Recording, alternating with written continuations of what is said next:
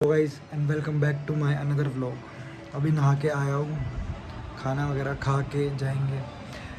SIM port करवाना सबसे पहला काम तो ये है, क्योंकि पहले अभी मैंने 1-2 दिन पहले सिम पोर्ट करवाया था। उस बंदे ने बोला कि सिम पोर्ट हो गया है।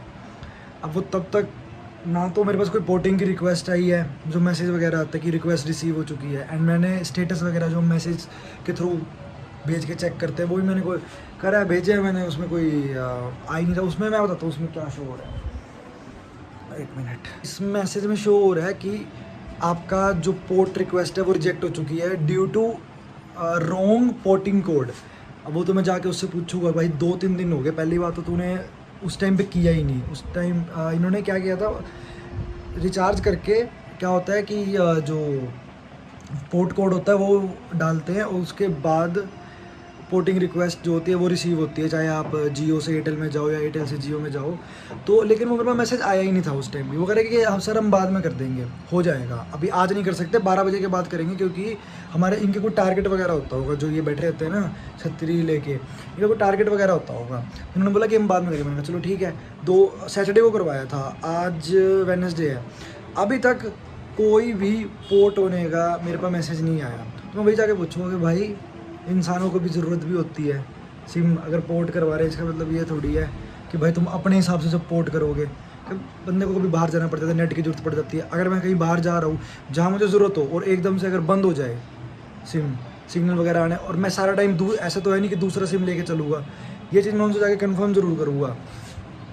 और देखते भी हैं कि सबसे पहले तो मैं ये पूछूँगा उनसे, ये पोर्ट जो तूने करा है इसमें जब मैंने फ़ोन में जब वो पोर्टिंग कोड आता है, जब वो डाला है, तो तूने डाला है और मैंने तुझे शो किया है, तो मैं वो करके जो भाई तुझे इतनी क्या जल्दी थी, जो पोर्टिंग कोड जब तूने देखा, तूने खुद डाला और वो रॉन्ग हो गया है, गलत तूने डाला है, तुम इतनी किस चीज़ की जल्दी है? एक तो मैं ये चीज़ पूछूंगा। और दूसरा, काफ़ी टाइम हो गया, मैंने आपको शायद पिछले व्लॉग में बताया है, नहीं बताया मुझे नहीं पता, याद नहीं रहता।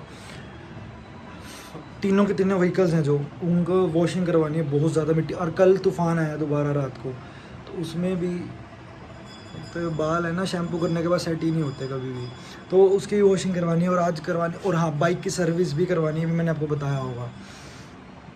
एक तो उसमें इंजन ऑयल करवाना है, ऑयल फिल्टर चेंज करवाना है, और चेन ल्यूब करवानी है, कौन सेट उसका टाइट करवाना है, और वैसे 2 चीज़ें हैं उसमें से ना, नट वगैरह निकल गए हैं, वो भी सारे डलवाने हैं, क्योंकि खड़ी रहती है, उसको ज़्यादा चलाते तो है नहीं है, क्योंकि कभी आज दिल्ली या गुड़गांव जाना हो ना तभी उसको यूज़ किया जाता है, वरना वैसे तो उसको यहाँ पे सिटी में चलाने का तो कोई फ़ायदा नहीं है। ऐसी बाइक को हीट भी बहुत मारती है ना वो गर्मियों में, और अब तो इतनी ज़्यादा भयंकर गर्मी है ना, और धूप भी ऐसे चुभती है ना, तो इस मौसम में तो ले जाने का कोई फ़ायदा ही नहीं है उस बाइक को, इसीलिए उस बाइक को उठाता भी नहीं है। जब ज़्यादा कहीं ज़रूरी काम हो या जो बाहर जाना हो पानीपत से, तभी उसको मैं यूज़ करता हूँ, वरना तो वो ऐसी खड़ी रहती है। क्योंकि अगर मैं उसको यहाँ से निकालूँ अभी ना, सिर्फ और सिर्फ मतलब एक काम करने में ही ना बतेरा, वो मतलब कहते हैं ना, वो पेट्रोल उड़ा देती है। ऐसे भी नहीं कर सकते कि उसको स्टार्ट किया और ले गए। एक चीज़ और मैं सोच रहा था कि व्लॉगिंग के साथ साथ मैं मोटो व्लॉगिंग भी स्टार्ट कर दूँ, तो बताओ आप क्या मोटो व्लॉगिंग देखना चाहोगे साथ में? क्योंकि रास्ते में तो बतेरे ऐसे लोग मिलते हैं जो, इतनी गंदी किस्मत है ना मेरी, इतनी गंदी किस्मत है। जा रहा था मैं, पूरी रोड खाली थी, एकदम से लेफ़्ट साइड से साइकिल वाला आया और बीच में आके, ये नहीं कि भाई आगे चले जाऊँ, खड़ा हो गया वहाँ पे और मुझे देख रहा है। एक तो तू बीच में आया, ऊपर तो खड़े होके देख रहा है, ना तो तू पीछे जा रहा, ना तो तू आगे जा रहा, और मतलब क्या एक्सपेक्ट कर रहा था कि मैं कट मार के बचाऊँ यार? मतलब उसके बाद पुलिस वाला भी साथ में खड़ा है वहीं पे जीटी रोड की साइड, वो भी कुछ नहीं कह रहा उसे। तो गाइस अपडेट बाइक की ये है, इसका पता चल गया है, जो मैं आपको हीटिंग की बात बता रहा था ना, इसमें क्या है, इसमें ये प्रॉब्लम है, मैंने 3-4 मिस्त्री को दिखाने के बाद पता चला है। इसके ना जो रेडिएटर है ना, रेडिएटर फ़ैन, उसके ऊपर एक रबड़ लगी होती है, वो जो रबड़ है ना, वो रेडिएटर फ़ैन के ऊपर आ गई है, जिसके करके जो इसकी हवा है ना वो पास नहीं हो पा रही। अब उसे पास करवाने के लिए ये सारा के साथ जितनी फेयरिंग है ना, ये सारी फेयरिंग खोलनी पड़ेगी, और ये काम काफ़ी लंबा है, तो इसीलिए अभी मैं गया था करवाने। बाकी तो मेरा जो ज़्यादातर टाइम है ना वो इसी चीज़ में वेस्ट हो गया।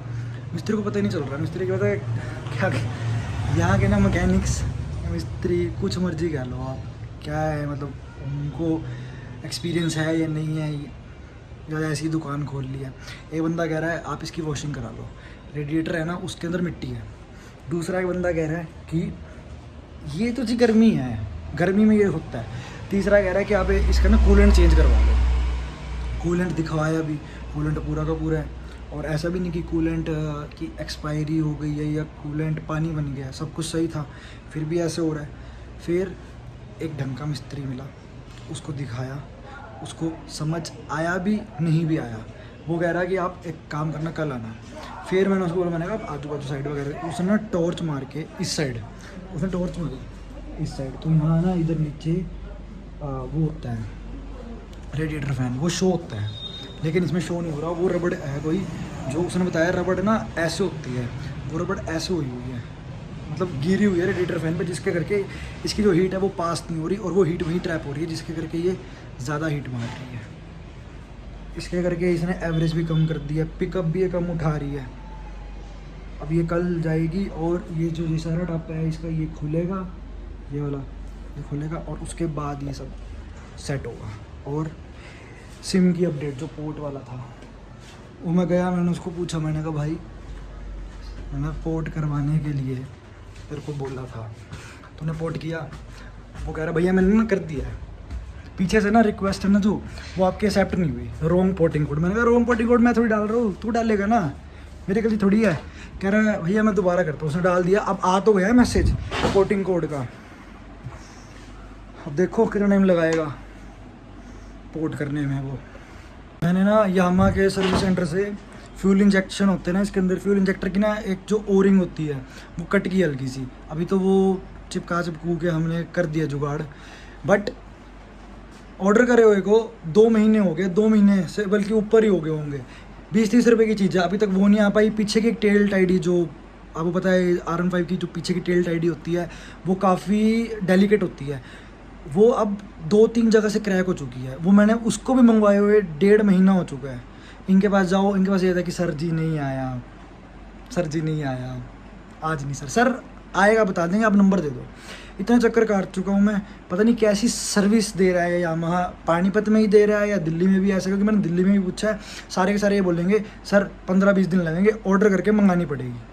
अरे भाई तुम ऑर्डर करके मंगाओगे, फिर वो आएगी, फिर तुम मुझे फ़ोन करोगे, तुम्हारे पास एटलीस्ट स्टॉक में 1-2 तो होना चाहिए। कुछ भी स्टॉक में नहीं होता, किसी छोटे से छोटे पार्ट के लिए। एक ना प्लास्टिक का वो आता है नटिंग का, जो मेरी बाइक का आगे फ्रंट की साइड से ना वो तो निकल के गिर गया था हाईवे पे, वो मैंने बोला वो कितने का, 20-25 रुपये का। इनके पास वो भी अवेलेबल नहीं है। कैसी सर्विस प्रोवाइड करवा रहा है यामाहा, तंग आ गया हूँ मैं यामाहा की सर्विस सेंटर से। ना तो इनकी सर्विस होती ढंग से, और मतलब समझ नहीं आ रहा कि सिर्फ यही मतलब इंडिया में ही सर्विस ऐसी पुअर है या हर जगह ऐसी है कि एक एक पार्ट को आने में महीना 1.5 महीना लग जाता है, और कभी कभार तो पार्ट ही नहीं आता है। आपसे एडवांस ले लेंगे, ठीक है, उसके बाद पार्ट आए ना आए आपके एडवांस तो गए, फिर वो जब भी आए, चाहे वो 2 महीने लगाए, 3 महीने लगाए, 4 महीने लगाए, 5 महीने लगाए, तब तक आप बैठे रहो, ये बात है। और बाहर से कहीं ले लो, वो जेन्युइन है या नहीं है ये भी नहीं पता होता। करोल बाग से ही मैंने ट्राई करा है, वो है वहाँ पे सस्ता भी है, लेकिन जेन्युइन है या नहीं है ये भी नहीं पता ना। अगर पता हो कि भाई चल जेन्युइन है तो ठीक है, बंदा ले भी ले। बताओ कैसी सर्विस दे रहा है यामाहा। अगर देख रहा है, मुझे लगता है देख रहा होगा, मैं फिर भी एक बार टैग तो करूँगा यार, एटलीस्ट पार्ट्स तो प्रोवाइड करवाओ। अब इतनी गंदी लग रही है ना वो साइड से, जो लोहे की वायर्स होती है ना उसको अटैच कर रखा है पेज के साथ,